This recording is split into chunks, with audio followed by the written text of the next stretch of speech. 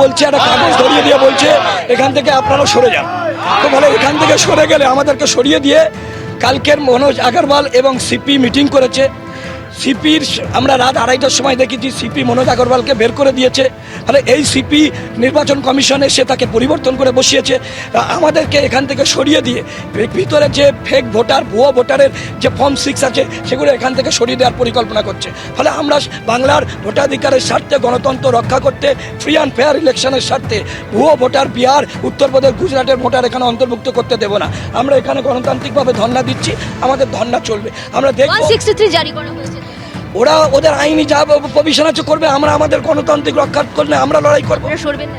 না। আমরা এখান থেকে সরার প্রশ্ন নেই। সিপি আমাদের সঙ্গে কথা বলুক, কথা বলার পরে আমরা সরবো, ডিসিশন নেবো।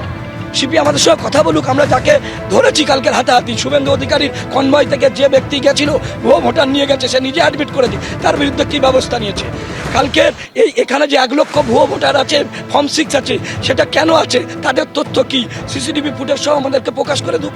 আমাদের নেতা অভিষেক বন্দ্যোপাধ্যায় গত 2 দিন আগে তথ্য দিয়ে দেখিয়ে গেছে, তার উত্তর দিক। সিপি আমাদের সঙ্গে দেখা করছে না কেন, মুখ লুকাচ্ছে কেন, পালাচ্ছে কেন?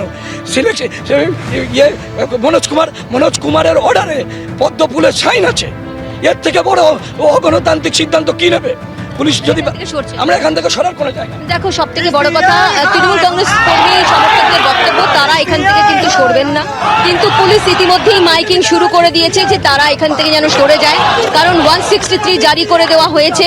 সে কারণেই কিন্তু এই রোডে, অন্তত স্ট্যান্ড রোডে, কারণ দেখো সিও দপ্তরের যে ফ্রন্ট রোডটা রয়েছে সেটা হেয়ার স্ট্রিট, সেখানে কিন্তু একেবারে 163 জারি করে দেওয়া হয়েছে। কালকে যেখানে দিনভর সেখানে কিন্তু উত্তেজনা ছিল, আজকে একদম স্ট্যান্ড রোড, যেখান থেকে গাড়ি এই মুহূর্তে যাতায়াত একেবারেই বন্ধ এই জায়গাটা থেকে, সেখানে কিন্তু দেখা যাচ্ছে এই মঞ্চ করে যারা ছিলেন তারা এখান থেকে সরবেন না, এমনটাই জানাচ্ছেন। এবং সব থেকে বড় কথা, পুলিশ মাইকিং শুরু করেছে, এখন দেখার পুলিশ কি পদক্ষেপ নেয়। একেবারে রুমা, তুমি আমাদের সঙ্গে থাকো। প্রশাসনের তরফে বিএনএসএস এর 163 ধারা জারি করা হয়েছে কিন্তু, এবং তাদের থেকে, এবং যে তৃণমূলের যে কর্মী সমর্থকেরা রয়েছেন, মঞ্চ করা হয়েছে, তা খুলে ফেলতে বলা হয়েছে, সরে যেতে বলা হয়েছে। নিজের জায়গায় তারা অনড় রয়েছেন, তারা সরবেন না, এইটা স্পষ্ট জানিয়ে দেওয়া হলো তৃণমূলপন্থী বিএলও অধিকার রক্ষা কমিটির তরফে। টানা স্লোগান দিয়ে চলেছেন তারা।